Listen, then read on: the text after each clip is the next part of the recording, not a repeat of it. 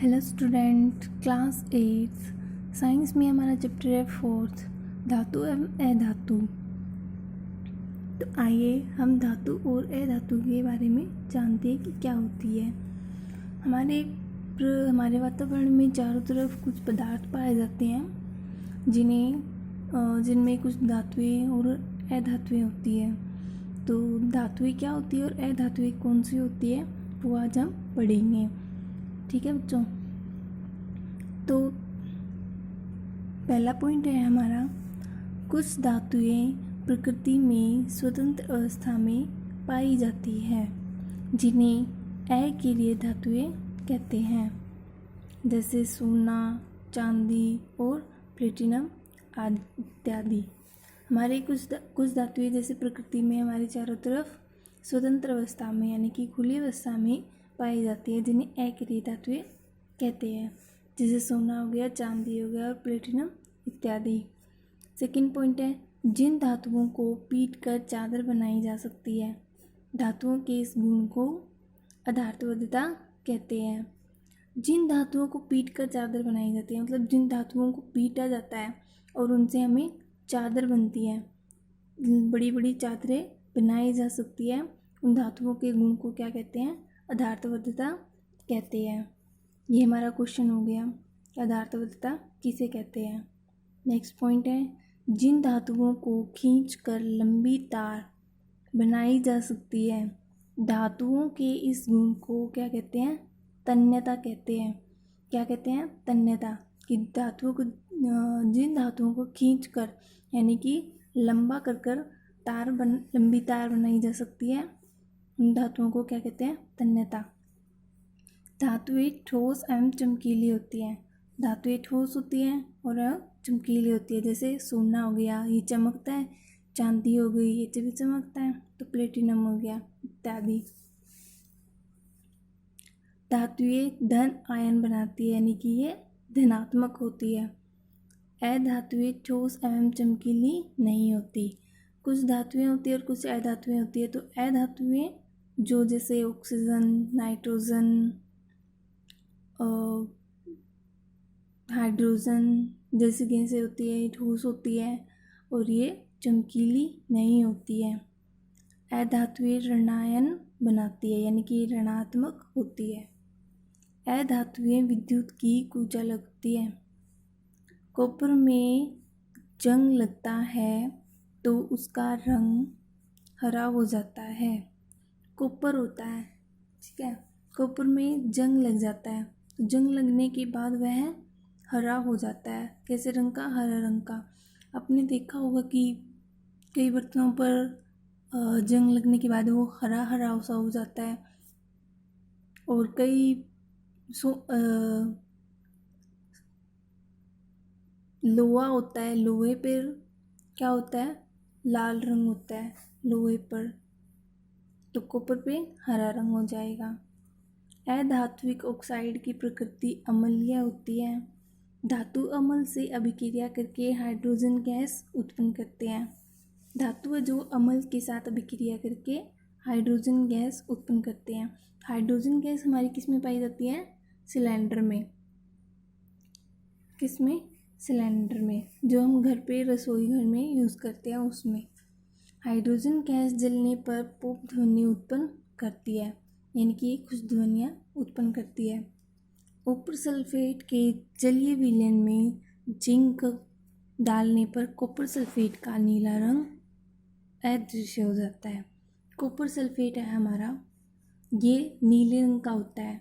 तो अगर हम इसके जलीय विलयन यानी कि जल के घोल में जिंक डाल देते हैं तो उसका रंग, कॉपर सल्फेट का रंग जो नीला रंग होता है वो अदृश्य हो जाता है यानी कि वो दिखाई नहीं देता है, क्योंकि जिंक अधिक अभिक्रियाशील होता है।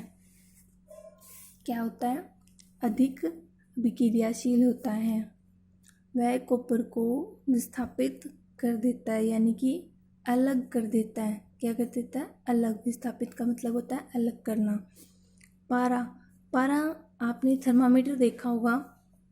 थर्मामीटर में यहाँ पे कुछ स्लेटी रंग की छोटी छोटी बिंदु सी होती है, तो आपने देखा होगा उसमें पीछे की तरफ होता है, उसमें होता है पारा। थर्मामीटर में आपने कभी देखा होगा, डॉक्टर के पास गए होंगे तो उसमें होता है पारा। तो पारा एक ऐसी धातु है जो कमरे के ताप पर द्रव अवस्था में पाया जाता है। ठीक है। सल्फर डाइऑक्साइड, जब सल्फर डाइऑक्साइड को जल में विलय करते हैं, यानी कि जल में मिलाते हैं, तो सल्फ्यूरिक अम्ल प्राप्त होता है। ठीक है।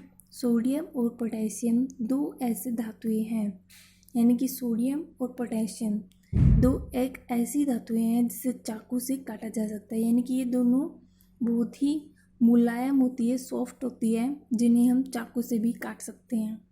फॉस्फोरस एक ऐसा सक्रिय अधातु है जिसको खुली वायु में रखने पर तुरंत आग पकड़ लेता है। फॉस्फोरस एक ऐसा सक्रिय अधातु है, यानी कि ये फोर्स अधातु है। ठीक है। जिसको हम अगर वातावरण में ऐसे ही छोड़ देंगे तो वो क्या पकड़ लेता है, आग पकड़ लेता है। और ऑक्सीजन से संपर्क न हो, इसीलिए इसे हमारे वातावरण में ऑक्सीजन पाई जाती है। ऑक्सीजन में आने के बाद जल में ऑक्सीजन के आने के बाद उसमें आग पकड़ लेता है। तो अगर ऑक्सीजन नहीं होगी तो वो आग नहीं पकड़ेगी, इसीलिए हम इसे जल में डुबोकर रखा जाता है, यानी कि उसको हम जल में रख देते हैं। मैग्नीशियम रिबन को वायु में जलाने पर मैग्नीशियम ऑक्साइड बनता है। तो जैसा कि आपको पता है कि वायु में क्या होता है, ऑक्सीजन होती है। तो ऑक्सीजन क्या होती है, ऑक्सीजन से ही ऑक्साइड बना है। तो मैग्नीशियम रिबन वायु के साथ अभिक्रिया करके मैग्नीशियम ऑक्साइड बनता है। पोप ध्वनि हाइड्रोजन गैस की उपस्थिति को दर्शाता है। किसकी उपस्थिति बताता है, हाइड्रोजन की। ठीक है। पोप ध्वनि हमने पहले किया था कि हाइड्रोजन गैस उत्पन्न करता है, तो ये क्या होती है, हाइड्रोजन गैस H2 होती है। ये कुछ सिंबल्स हैं, मैं आपको लिखवा दूंगी। ऐसी अभिक्रिया जिसमें अधिक अभिक्रियाशील धातु कम अभिक्रियाशील धातु को उसके यौगिक से बाहर कर देता है। ऐसी अभिक्रिया जिसमें अधिक अभिक्रियाशील, यानी कि कुछ अभिक्रिया जो सबसे अधिक अभिक्रियाशील धातु को कम अभिक्रियाशील धातु को उसके यौगिक से बाहर कर देता है, यानी उससे अलग कर देता है। ऐसी अभिक्रिया को विस्थापन अभिक्रिया कहते हैं। ठीक है। विस्थापन मतलब अलग कर देता, तो उसको विस्थापन अभिक्रिया कहते हैं। सोडियम तथा पोटेशियम अत्यधिक क्रियाशील धातुएं हैं। हवा के संपर्क में आते ही ये द्रवता से ऑक्सीजन से अभिक्रिया करके ऑक्साइड बनाती हैं। तो आपको जैसे पता है कि हमारे वातावरण में ऑक्सीजन पाई जाती है, तो ये ऑक्सीजन से अभिक्रिया करके क्या करते हैं, ऑक्साइड बनाते हैं। ऑक्साइड बनाने के बाद और आग पकड़ लेता है। तो ये बहुत जल्दी ही वातावरण में ऑक्सीजन के साथ अभिक्रिया करके आग पकड़ लेता है। अतः इनको सुरक्षित रखने के लिए मिट्टी के तेल में रखा जाता है। मिट्टी का तेल कौन सा होता है हमारा, मटिया तेल हो गया, ऐसे तेल में इनको रखा जाता है।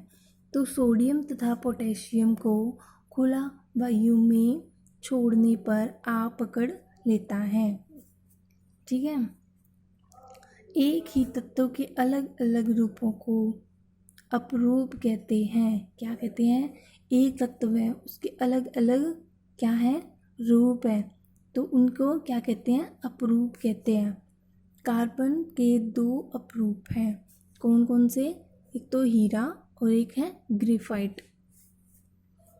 नेक्स्ट पॉइंट, धातुओं और अधातुओं के मिश्रण से बने पदार्थ को मिश्र धातु कहलाते हैं।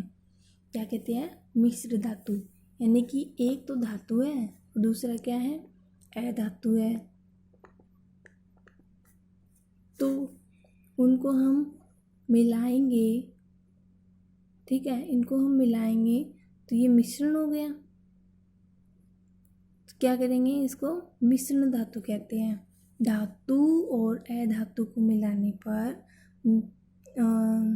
मिश्रण से बने पदार्थ को क्या कहते हैं, मिश्र धातु कहलाते हैं। ठीक है, जैसे स्टेनलेस स्टील हो गया, एल्यूमीनियम कांसा हो गया आदि। स्टील हमारे रसोई में प्राप्त होते हैं बर्तन, जैसे हो गए स्टील के बर्तन होते हैं, कांसा के बर्तन होते हैं। कांसा के बर्तन आपने सुना होगा, घर में कहते हैं कि पीली पीली रंग के से होते हैं, वैसे टाइप में। तो ये कुछ पॉइंट्स हैं। पाठ शुरू करने से पहले ये कुछ पॉइंट्स आप पढ़ लेना और आपको अच्छे से समझ में आ जाएगा।